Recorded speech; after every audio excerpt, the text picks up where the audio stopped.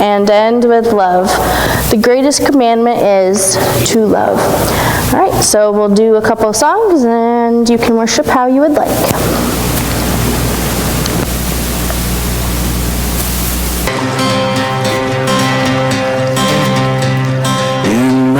Wrestling in my doubts, in my failures, you won't walk out.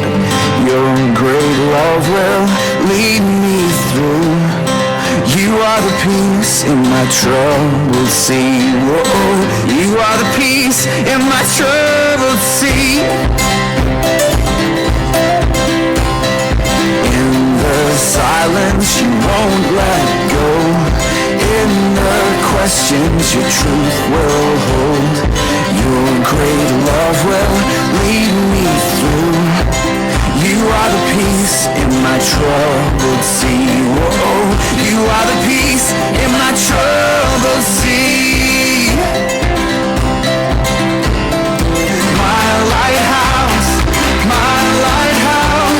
shining in the darkness, I will follow you. My lighthouse, I will trust the promise. You will carry me safe to shore.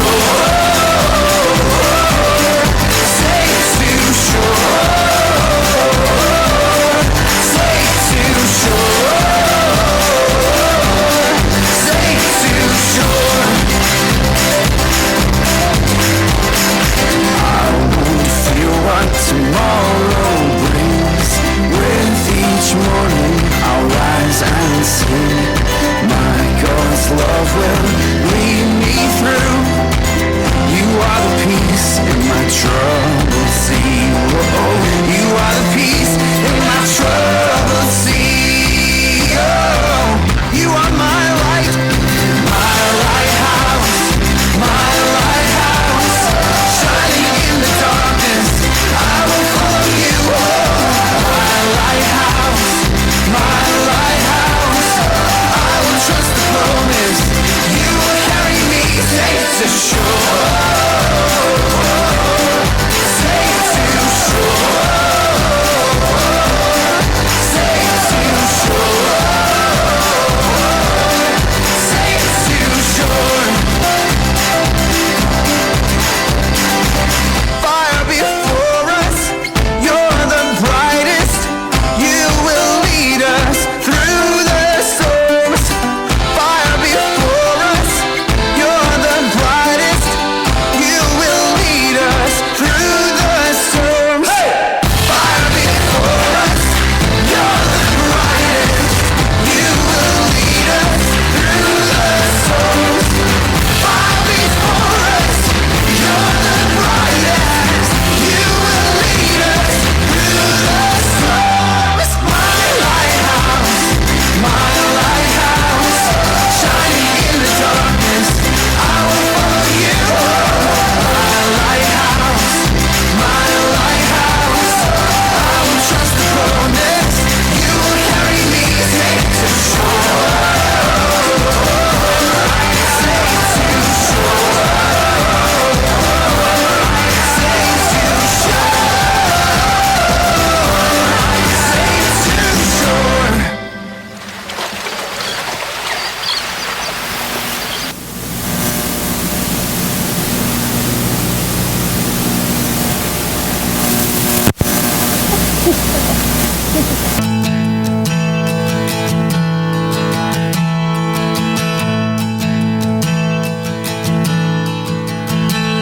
Oh, I've heard 1,000 stories of what they think you're like, but I've heard the tender whisper of love in the dead of night, and you tell me that you're pleased and that I'm never alone. You're a good father. It's who you are. It's who you are. It's who you are. And I'm loved by you. It's who I am. It's who I am.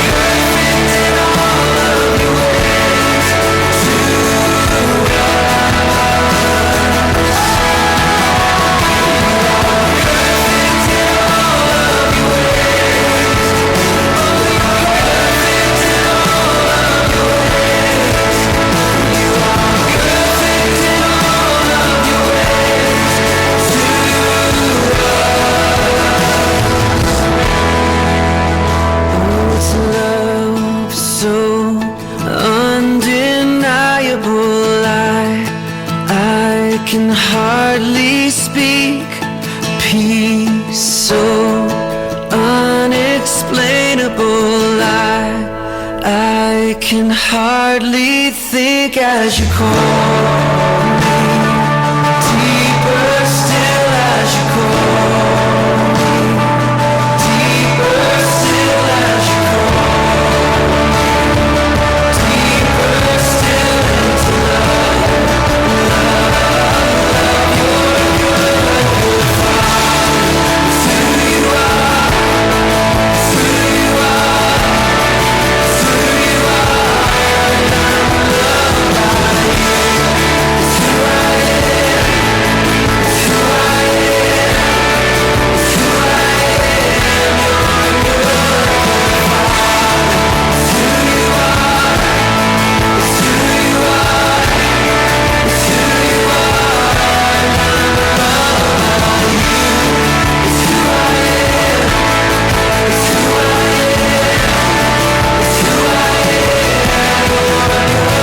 good Father. It's who you are, it's who you are, it's who you are, and I'm loved by you. It's who I am, it's who I am, it's who I am, you're good, you're perfect in all your ways. It's who you are, it's who you are, and I'm loved. You are perfect in all your ways. It's who I am, it's who I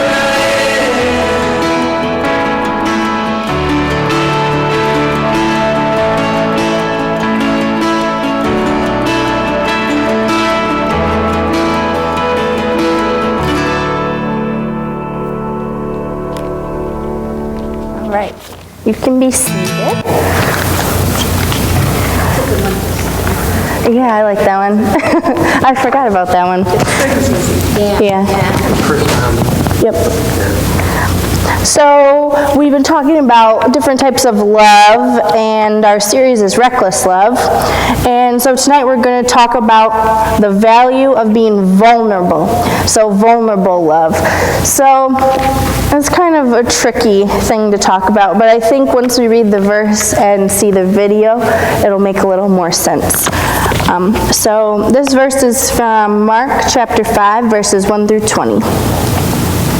They came to the other side of the sea, and when he had stepped out of the boat, immediately a man out of the tombs with an unclean spirit met him. He lived among the tombs, and no one could restrain him anymore, even with a chain. For he had often been restrained with shackles and chains, but the chains he wrenched apart, and the shackles he broke in pieces, and no one had the strength to subdue him. Night and day, among the tombs and on the mountains, he was always howling and bruising himself with stones. When he saw Jesus from a distance, he ran and bowed down before him, and he shouted at the top of his voice, What have you to do with me, Jesus, Son of the Most High God? I adjure you by God, do not torment me. For he had said to him, Come out of the man, you unclean spirit. Then Jesus asked him, What is your name? He replied, My name is Legion, for we are many. He begged him earnestly not to send them out of the country. Now there on the hillside a great herd of swine was feeding, and the unclean spirits begged him, Send us into the swine, let us enter them. So he gave them permission, and the unclean spirits came out and entered the swine. And the herd, numbering about 2,000, rushed down the steep bank into the sea and were drowned in the sea. The swineherds ran off and told it in the city and in the country. Then people came to see what it was that had happened. They came to Jesus and saw the demonic sitting there, clothed and in his right mind, the very man who had the legion, and they were afraid. Those who had seen what had happened to the demonic and to the swine reported it. Then they began to beg Jesus to leave their neighborhood.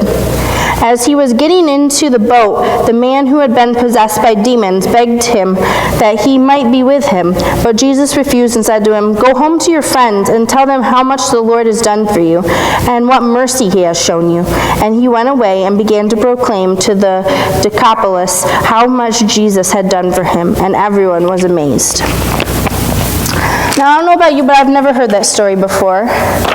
But it's kind of, if we break it down a little bit, it kind of is talking about how the guy on the outside looked good and looked like he was clean and friendly, but on the inside he had a demon possessing him, or some sort of illness or sickness. A lot of times they said back in Jesus' time, they thought people were possessed by demons when they were like had a mental illness or were really sick or something.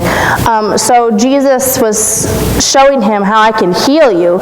Come to me and I can show you how to be healed, and I can show you how much love God has for you even though you have something wrong. And so that's kind of what we're talking about. There's more than just this top layer of a person. So we're going to watch a little video and we'll see that.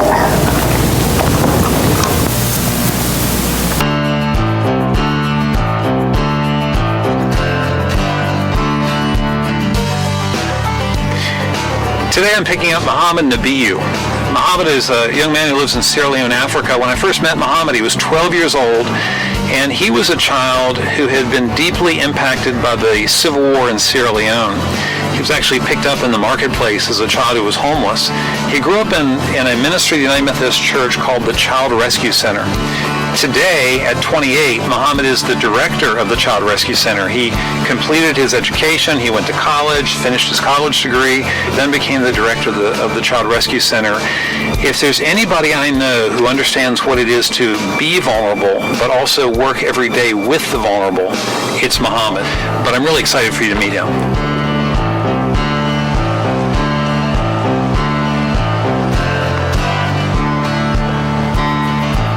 Hey, Nat, great to see you, man. Hi, Tom. Good to see you. Yeah, thanks for joining me. Sure. Muhammad, talk a little bit about what you do. Well, I work at the Child Rescue Center as the director of the organization. The Child Rescue Center transforms lives, unlock potentials, develop leaders, and strengthen families. We take care of the most vulnerable population of our country, including both families as well as children. Okay, Muhammad, you are a very humble guy, and I know that, but what you just shared sounds more like your brochure than really what you do every day. You care for over 600 kids, you and your staff, and you provide education, you provide medical care, and as a result, they're not in child labor. But I also know something else about you, and thanks for letting me share this. You were once one of those children who was so vulnerable. Your father was shot by rebels during the Sierra Leone Civil War. You were there, you saw that. You ran into the bush with others, and you lived on your own for a period of months and years, and ended up in a marketplace where the director of the Child Rescue Center found you. So you know exactly what it's like to be one of the children whose care you're part of today. So my story with living through this traumatic event really helped to shape my life, to be able to know that, okay, God cares and He values everyone. God values people that we don't even care about, even though He knows our darkest moments. But He loves us anyway above all things. You know, Muhammad, the nice thing about your story, you have lived vulnerability. You were the child in the bush, you were the child on the market who was later brought into through the ministry of the United Methodist Church. Mm-hmm. I think that people who have experienced hardship have just a unique lens. Mm-hmm. And I think, you know, if you've never been vulnerable, it's important to be humble. And that makes a big difference. It does. I have learned to work with my staff. We call it the iceberg principle. You have a small part of the iceberg tipping out from the ocean, and then you have the rest under the surface of the water. It's there. So most times, we do not even see what is under. We only see on top. And even it's biblical, it's in the Bible, it says things that are unseen is internal. You see it there, and those are much more rewarding.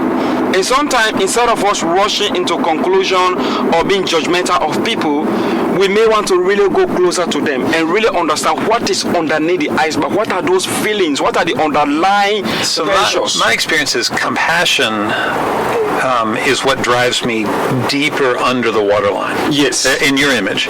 It's You're right. Judgment is up here, but compassion is down here, because until I understand what are all the things that have affected this situation, what's going on in this person's life, there may be 100 things I never thought of. You never thought of. But I have to have enough compassion and kindness and curiosity. That can change your life. Yeah. I love the word curious. Yes. Because it implies humility. It does. It just says, look, I know I don't know. Yeah, of course, Yeah. I'm here. I'm questioning because I'm trying to understand. Yes. That's what I like about the word curious. It's very important. Once you become curious, then you start to know about this person more. And then what happens? Opportunities start opening up to say, how can you make an impact? Yeah, because how do you change that? Every day is an opportunity to change your life. Every day is an opportunity to see somebody. Even by your mere words. You see somebody standing, you talk to the person. How many times we go to church, we all sit with our family next to each other. After service, we are gone. Do we even take time to even shake hands with other person who next to us and ask questions and talk to them? As you say that, I'm thinking about your image again of this iceberg. And sometimes what we see above the waterline is a mess. It is. And we judge it, and we're like, how did it get to be such a mess? And we don't know what's happening under the waterline. But then let me flip that around. Sometimes we look above the waterline and we say, everything's fine with that person. Yeah. Yes. They've got it going so well. But in fact, under the waterline, Things they are may not be good. really struggling. They are. Right? So I think part of everybody helping every day, Yeah. everybody who's just wanting to be love to others, is you've got to be willing to sort of find out what's going on with people. And one of the things I have to realize is Jesus and Tom is not. Yeah. Right? Yeah. So I don't have, Jesus sees people, he already knows their story. He knows what's below that waterline. So the curiosity becomes very important, because in the curiosity is where I become Christ-like. By caring enough to ask, because listen, if you're curious, it takes time, it takes attention. Yep. And I think that's a really important piece. And the more curious and caring I become, the more that changes me. And I really learn to love God by loving my neighbor. We are Christians, we are Christ-like. We want to follow him. And look at all what he will engage with people who are out of his clan, who is out of his tribe, and reach other people. So if you don't really go to a person, there are some people there who have been waiting for years. They only want somebody to talk to them, somebody to just sit and listen to them. They are not asking you to solve all their problems. Just listen. They want somebody to say, oh, you care. People don't care how much we know until they really know how much we care. Yeah, and so they realize that's so important. So then you have to engage. You have to decide there is something I can do. I can't do everything, and I certainly can't do everything for everybody. That's true. When I'm looking to serve Christ, he gives me an opportunity. Yeah. And you see, I find he doesn't make me do everything, but he expects me to do something. people are thinking that, I need to do something big. No. Sometimes the smallest things we do have the largest impact. Yeah. We don't even recognize that. Waiting for the big is often the excuse for not doing the small. You do not. I've always told my staff, do not wait for the perfect moment. Yeah. Take this moment you have now and make it perfect. Sometimes tomorrow never comes. Because prepare for today. This is the moment Jesus gives you. This is the moment you are in, and you may not see tomorrow. This is the moment, and let's stop arguing about waiting for the good people or how people can become good. You be the good person. You be the change you want to see in the world. What's the closing challenge that you would give people, or the closing piece of advice you might offer? My advice is this. I know we are living in a world that is so demanding of our time, of our resources. And I know we always want to do big things. I think there are so many opportunities every day. Every day we wake up is a new day to change our lives, to make something better, to save somebody's life. So I think my advice is we go out there and continue to do what we can do to make other people's life better. Let us remember the iceberg story. The tip of the iceberg, so let us stop judging people from the surface and try to take time, to be curious My other advice is let us always learn to enjoy our journey. We focus too much on the destination sometimes. Where are we going? But let us learn to enjoy the journey along the way. Like Jesus, we read in the book how many times he stopped by the way to help people, to do something for other people, to help people. He stopped in the heat of the day to help the Samaritan woman. He stopped to heal somebody. He stopped to ask somebody a question that changed his life forever. So wherever you are, it's not your final destination. It might be a practice ground for you. God is preparing you for another place. So you look at what you have. You're on the road all the time. You are. Yeah. So it's very important. I always look at that. Mohammed, it's been great spending this time with you and taking this drive, and I really think this image of the iceberg that you've given us is really helpful.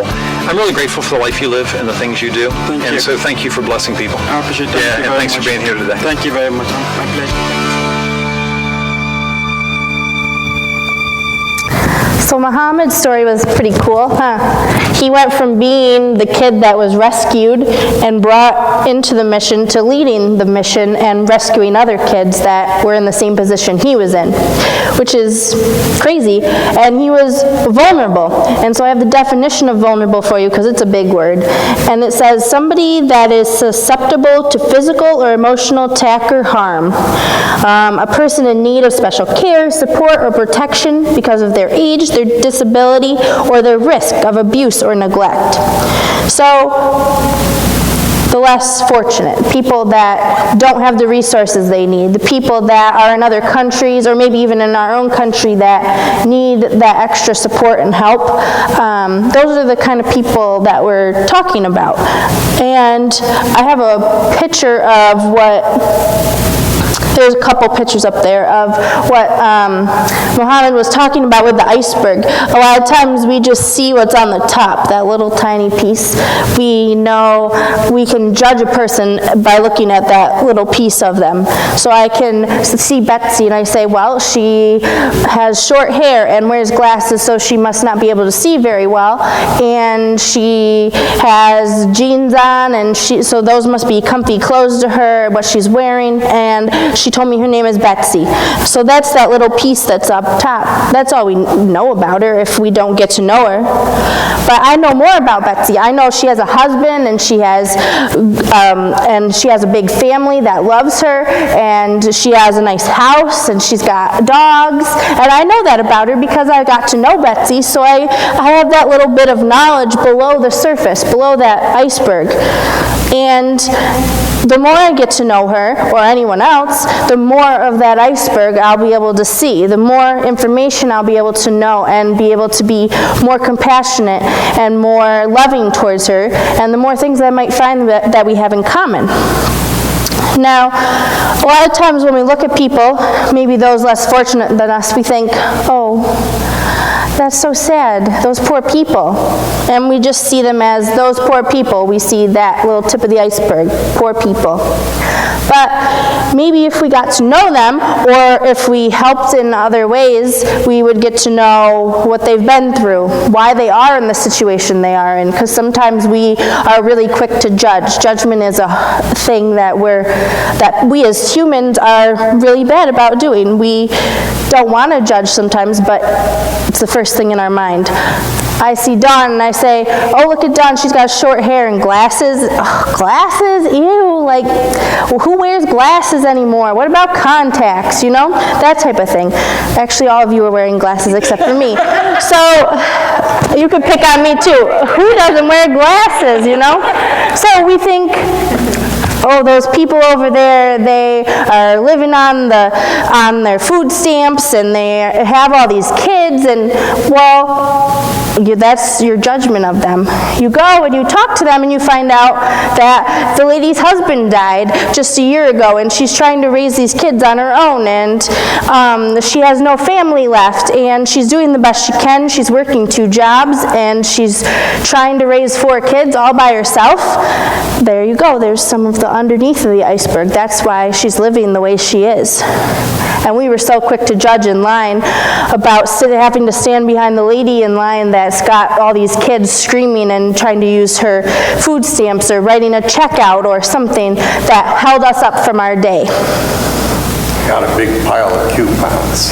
Big pile of coupons. There's another one. Yeah. So we have those judgments, those things that we look at people and say, oh, not that person again, or, oh, those poor people, and move on. So the goal of what we're trying to get through today is helping the vulnerable, valuing them.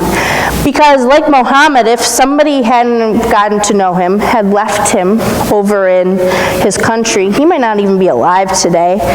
And he wouldn't have gotten to where he is. He's leading the community that helped him. And so we have to take value in the people that may need a little extra help, maybe because of their disability. I work with children with disabilities, hopefully soon. And so they need a little extra help, and they might go home to a really awful life, but at least during the day, you've shown them some love.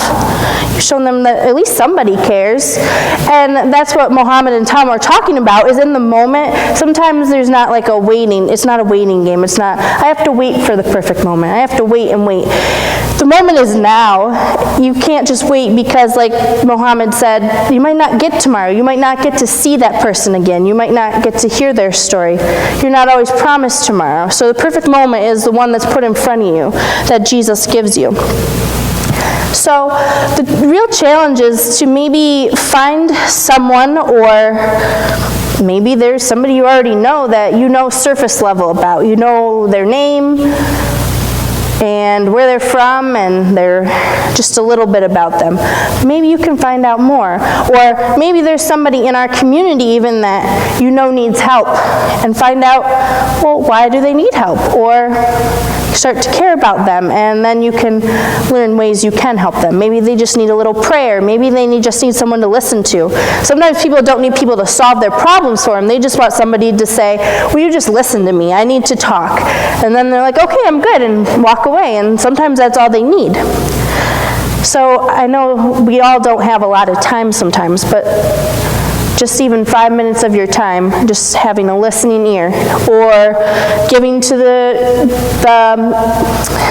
blessing box. Thank you. It was out. Word came out of my head. The blessing box outside for people that might need extra food or care products or anything like that. It made me think of Family Promise, because they are the people that we tend to look at and go, oh, they're homeless. How did that happen? And the whole program is to find out all those things that are under the water, and the why and the where and what do they need, and how to help them. Yeah.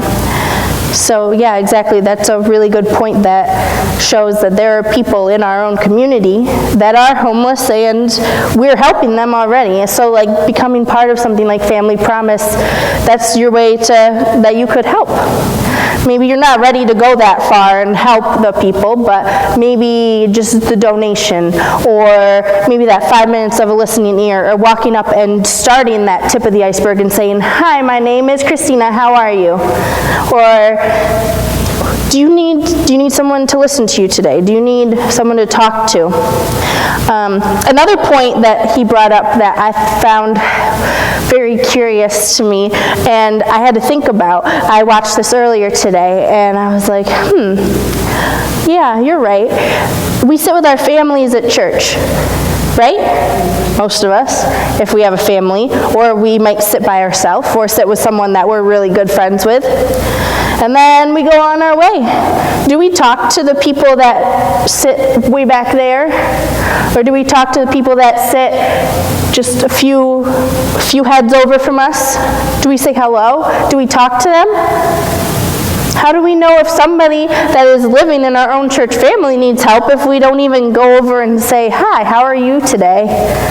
And I know it's not really feasibly possible all the time to say hello to everyone in the church, because there can be so many people, but maybe the people around you people like to sit in their same spots, so maybe getting to know the people in your area, and then start branching out from there, getting to know the different people that are around you, and learning that underneath the iceberg, or starting that tip of the iceberg with them, because relationships are a great thing.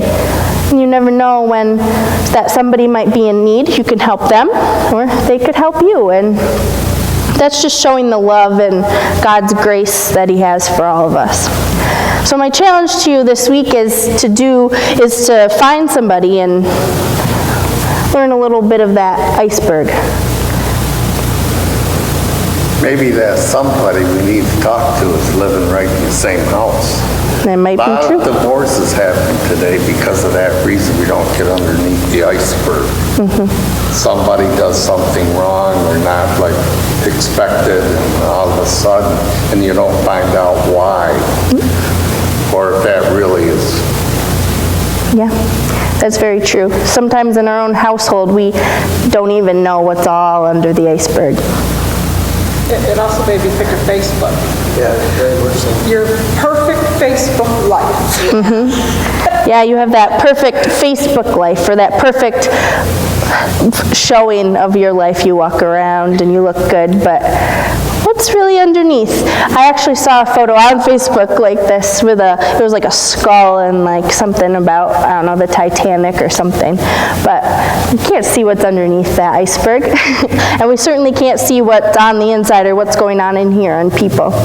So I challenge you to do that. Get to see a little bit under the iceberg or start a relationship of the top of the iceberg with somebody. Will you pray with me? Dear God, I thank you for all those that are here tonight and those that are not with us tonight. I ask that you keep them safe and warm and keep everyone healthy and get everyone feeling better that is ill. I thank you for letting us learn and grow in your love and be able to know that it's okay to help people that we're not so sure about. Help us to get to know people a little better or show everyone that we meet a little more love. In your name I pray, amen. All right, so we have a couple more songs and then we'll finish up.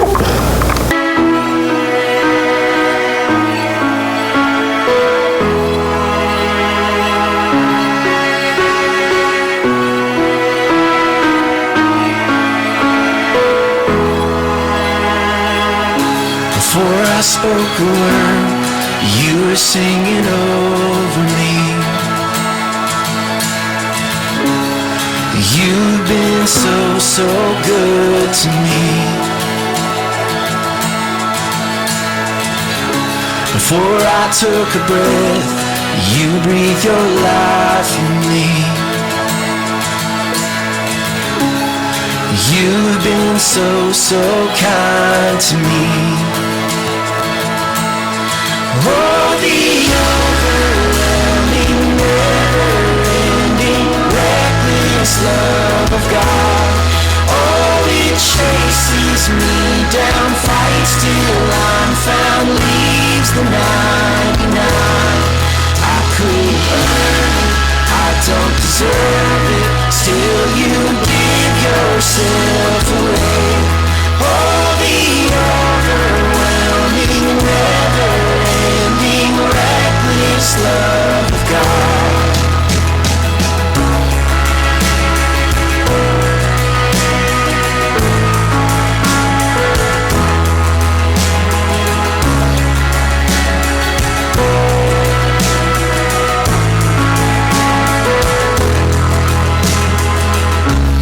When I was your foe, still your love fought for me.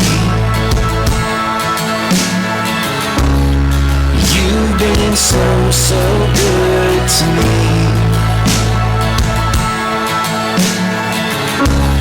When I felt no worth, you paid it all for me. You've been so, so kind to me.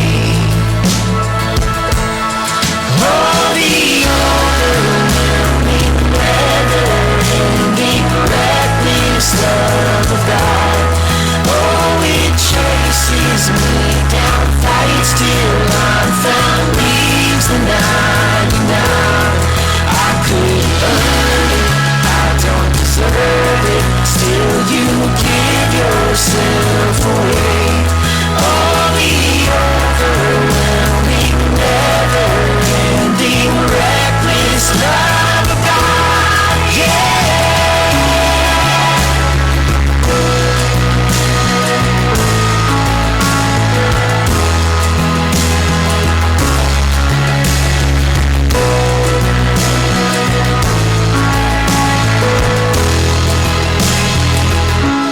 No shadow you won't light up, mountain you won't climb up, coming after me. There's no wall you won't kick down, lie you won't tear down, coming after me. There's no shadow you won't light up, mountain you won't climb up, coming after me. There's no wall you won't kick down, lie you won't tear down, coming after me. There's no shadow you won't light up, mountain you won't climb up, coming after me. There's no wall you won't kick down, lie you won't tear down, coming after me. Oh, the overwhelming, never-ending, reckless love of God. Oh, it chases me down, fights till I'm found, leaves the 99. I could earn it, I don't deserve it, still you give yourself away. Oh, the overwhelming, never-ending, reckless love of God, yeah.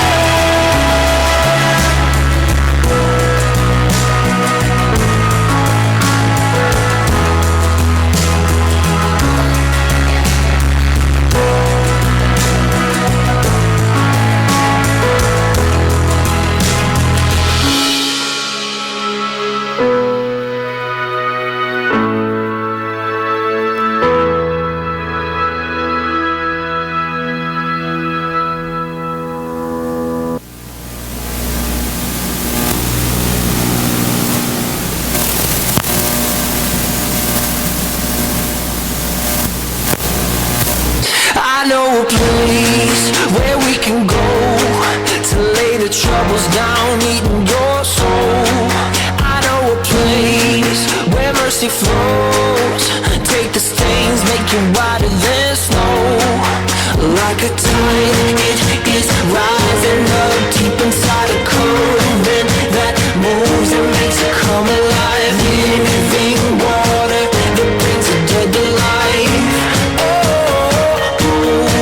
We're going down to the river, down to the river, down to the river to pray.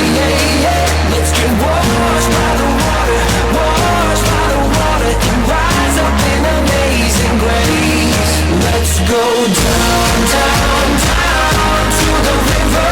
You will leave change. Let's go down, down, down to the river.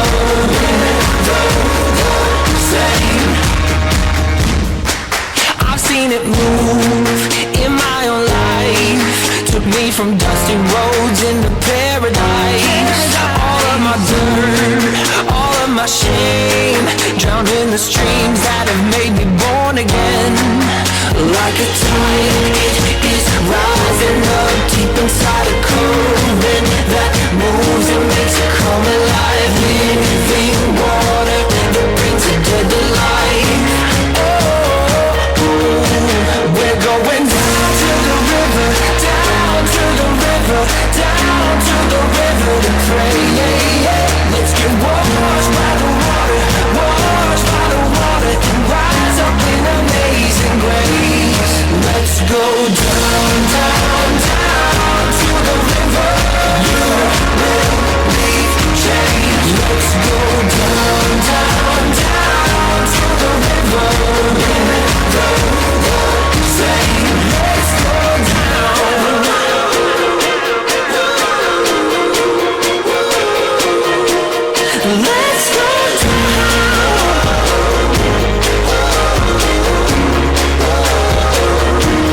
Let's go down. We're going down to the river, down to the river, down to the river to pray. Let's get washed by the water, washed by the water, and rise up in amazing grace. Let's go down, down, down to the river. You will leave change. Let's go down, down, down to the river. Say, oh, down.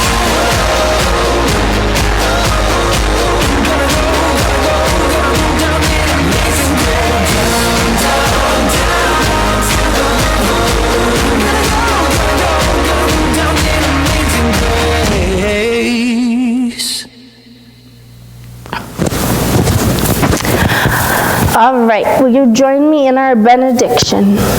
God's love is a reckless love. Each day we should begin and end with love. The greatest commandment is to love. Go out and spread love.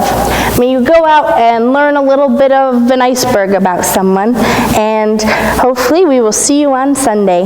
Amen.